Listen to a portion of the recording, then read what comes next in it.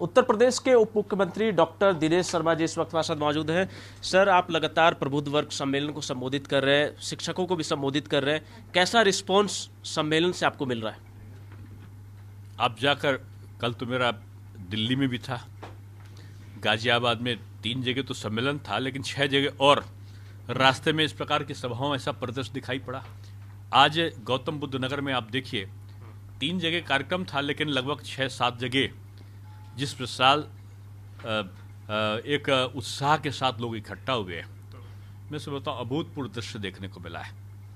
लोगों ने प्रधानमंत्री जी का और योगी जी का जो कार्य है उसको सराहा है, और शिक्षा के क्षेत्र में हुए सुधार, स्वास्थ्य के क्षेत्र में हुए सुधार, कानून व्यवस्था के क्षेत्र में हुए सुधार को लोगों ने सहज भाव में अंगीकार किया है, स्वीकार किया है।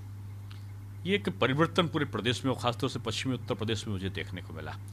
पश्चिमी उत्तर प्रदेश में मैं 3 दिन से हूँ, उसके पहले मैं अलीगढ़ भी होकर आया था, अभी कल भी मैं अलीगढ़ में हूँ। कल नोएडा होते के कुछ क्षेत्रों में, ग्रामीण क्षेत्रों में होते हुए जाऊँगा। और मुझको लगता है कि ये जो विभिन्न प्रकार की भ्रांतियाँ फैलाने वाले वक्तव्य, प्रयास जो विपक्ष करता आया हमेशा से, जनता ने एक तरीके से अनसुना कर दिया है। क्योंकि कोरोना के संक्रमण काल में जो भूमिका विपक्ष की रही है और 4.5 साल तक का जो उनकी शून्यता का भाव रहा है, 4.5 साल में आप किसी भी विपक्ष का कोई बड़ा मुद्दा बता दीजिए, ना तो सरकार के खिलाफ उठा सके, था ही नहीं तो उठाएंगे क्या, ना ही वो कुछ अपनी चीज़ों को प्रस्तुत कर सके, ना अपनी सरकारों में किए गए कार्यों का ही उल्लेख कर सके। कोरोना संक्रमण काल में तो इनके वरिष्ठ नेता अपने चुनाव क्षेत्रों तक में नहीं गए कि कम से कम अपने क्षेत्र की जनता का ही भला कर देते। नहीं करते तो अपने परिवार के रिश्तेदारों तक ही पहुंच जाते। वो अपने घर तक का आराम से पड़े ट्विटर के हैंडल पे बैठ के ट्वीट का खेल खेल रहे थे। केवल समय समय पर ट्वीट आ जाते थे सरकार की आलोचना के। लेकिन बीजेपी का जो कार्यकर्ता था उसको अगर आप देखो तो संगठन ही सेवा ही संगठन के नाम से कार्यकर्ता घर घर जाता हुआ दिखाई पड़ा। सैकड़ों की तादाद में, 1-2 नहीं, बीजेपी संगठन के पदाधिकारी दिवंगत हुए। 7-7 एमएलए नहीं रहे, 3-3 मंत्री हमारे नहीं रहे।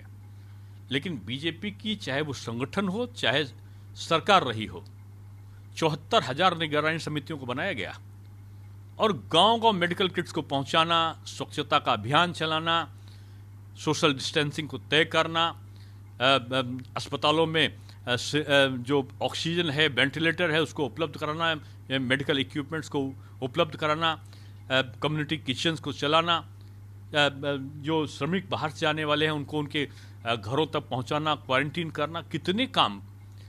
यानी इसका परिणाम ये रहा कि कोरोना के संक्रमण काल में जब पूरी दुनिया की अर्थव्यवस्था बाधित हो गई थी, उत्तर प्रदेश में भी बंद चल रहा था 1 साल से, उस समय भी जनता, उत्तर प्रदेश सरकार के प्रति जो विश्वास था पूरे निवेशकों का, 56,000 करोड़ रुपया का निवेश 1 साल के अंदर हो गया। इस चमत्कार से ज़्यादा चमत्कार से कुछ कम नहीं था। मतलब सर, आपका ये कहना है कि बीजेपी के नेताओं ने कोरोना काल में ज़्यादा मदद की, इस वजह से आपके ज़्यादातर नेताओं की जान गई, विधायक भी हैं, उसमें मंत्री भी शामिल हैं? नहीं, जान गई शब्द का प्रयोग उचित नहीं है। उन्होंने अपने आप को समर्पित किया समाज के प्रति। लेकिन विपक्ष का नेता घरों में बैठकर कह रहे थे वैक्सीन मत लगवाओ, ये बीजेपी की वैक्सीन है। घरों में बैठ के कह रहे थे ये हम वैक्सीन, तो भारतवर्ष में दिल्ली के नेता लोग कह रहे थे कि वैक्सीन तो हिंदुस्तान में बन ही नहीं सकती, बनेगी तो वो हानिकारक होगी। यहां तक वो बोल रहे थे कि वैक्सीन नुकसान करेगी, ये रोग हो जाएंगे। जब देखा कि वैक्सीन प्रभावी बनी है, दुनिया की अच्छी वैक्सीन में से हिंदुस्तान का नाम आया है, तो मांग करने लगे कि ये मुफ्त में होनी चाहिए। सरकार ने मुफ्त में कर दी। 2 नहीं, 3 नहीं, ज़्यादा वैक्सीन यहाँ पर हो गई। आज दुनिया में सबसे ज़्यादा वैक्सीनेशन होने वाला देश भारत बन गया है। उत्तर प्रदेश भारतवर्ष में सबसे ज़्यादा टीकाकरण करने वाला प्रदेश बन गया है। 44 योजनाओं में सबसे ज़्यादा आज नंबर 1 पे अव्वल कोई प्रदेश आया तो वो उत्तर प्रदेश आया है। ईज ऑफ डूइंग बिजनेस में हमारी रैंक सर्वोत्तम पर पहुंची है। तो ये उत्तर प्रदेश का जो स्वरूप बदला है, माफिया जेल में, अपराधी जेल में, और आम आदमी को जो सुकून मिला है, किसानों की आमदनी को बढ़ाने की तरफ हमने जो काम किया है, मैं समझता हूं उसका परिणाम आज सकारात्मक रूप में सरकार के प्रति दिखा है। 48 घंटे से ज़्यादा का वक्त हो चुका है, प्रियंका गांधी यूपी के दौरे पर है। अब तमाम जो उनके पार्टी के वरिष्ठ नेता हैं वो कह रहे हैं कि प्रियंका गांधी ही चेहरा होगी, मुख्यमंत्री का चेहरा प्रियंका गांधी हमारे पार्टी की ओर से होगी। नहीं, देखिए, ये उनका अपना अधिकार है। आदरणीय प्रियंका जी, आदरणीय राहुल जी, आदरणीय सोनिया जी, क्योंकि कांग्रेस में इन तीन के अलावा कोई हो ही नहीं सकता। तीनों में किसी को मुख्यमंत्री का चेहरा बना सकते हैं। आदरणीय राहुल जी अमेठी से हार गए तो वो केरला चले गए। आदरणीय प्रियंका जी आ गई, तो ये 4.5 साल तक ये लोग निश्चित रूप में नहीं आते हैं।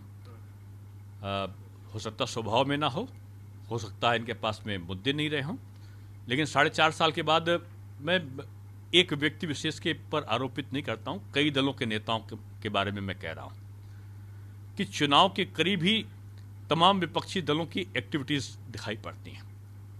क्या 4.5 साल में एक भी कोई आंदोलन या मुद्दा छिड़ के बीएसपी सामने आई? नहीं आई। क्या समाजवादी पार्टी ने कोई ऐसा राजनीतिक आंदोलन खड़ा करने की कोशिश किया था क्या कि जो समाजी मुद्दा जो सरकार ना कर रही हो, नहीं मुद्दा उठा पाए, या मुद्दा उनके पास था नहीं? कांग्रेस पार्टी तो इतना ज्यादा आराम कर लिया कि आराम करते करते पूरा 4.5 साल तक कहीं उनकी कोई पर्यटन यात्रा भी नहीं हुई। हालांकि 1-2 बार नौका विहार हुआ, लेकिन उन लोगों ने जनता से जुड़े हुए मुद्दों को कभी उठाने का काम नहीं किया।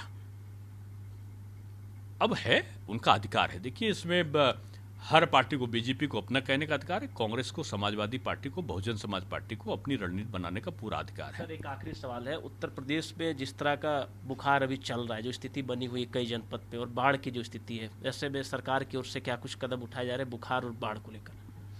नहीं, देखिए, सरकार ने तो कोरोना की तीसरी लहर के लिए इतना बढ़ के अपना इंतजाम किया था कि हमने जो वेंटिलेटर युक्त और ऑक्सीजन युक्त बेड्स थे उनको तैयार कराया। सारे दवा जो भी हो सकती थी मेडिकल की उससे संबंधित, उन सब की उपलब्धता कराई गई। 555 के आसपास ऑक्सीजन प्लांट नए स्वीकृत किए, जिनमें 400 के आसपास क्रियाशील होने की स्थिति में आ गए। और हमने जो गांव-गांव तक का निगरानी समितियों के माध्यम से सावधानी बरतने का, स्वच्छता अभियान चलाने का, विभिन्न प्रकार के दवाओं को पहले से ही उनको पहुंचाने का, वैक्सीनेशन 18 साल से ऊपर के लोगों को करने का, ये जो अभियान चला है वो काफ़ी सफल रहा है। पर सर, स्थिति अभी बाढ़ और बुखार जो चल रही है, नहीं, तो उसमें जो व्यवस्थाएं लगभग एक सी हैं कि हमने स्वच्छता के अभियान को बढ़ाया है, दवा जो उनसे संबंधित है वायरल वगैरह से वो उनको उपलब्ध कराई है, और साथ में इस अभियान के लिए वरिष्ठतम अधिकारियों को नोडल अधिकारी बना के जिलों में लगाया गया है कि वो पूरी तैयारियों की समीक्षा करें। और जो वेंटिलेटर और ऑक्सीजन युक्त बेड्स आरक्षित थे तीसरी लहर के लिए, उनको जो वायरल से पीड़ित, फ्लू से पीड़ित मरीज हैं, उनको उपलब्ध कराने के लिए आदेश निर्गत किए हैं। बहुत बहुत शुक्रिया सर, भारत समाचार को समय देने के लिए। कैमरामैन रोहित के साथ रवि सर राव, भारत समाचार, दिल्ली।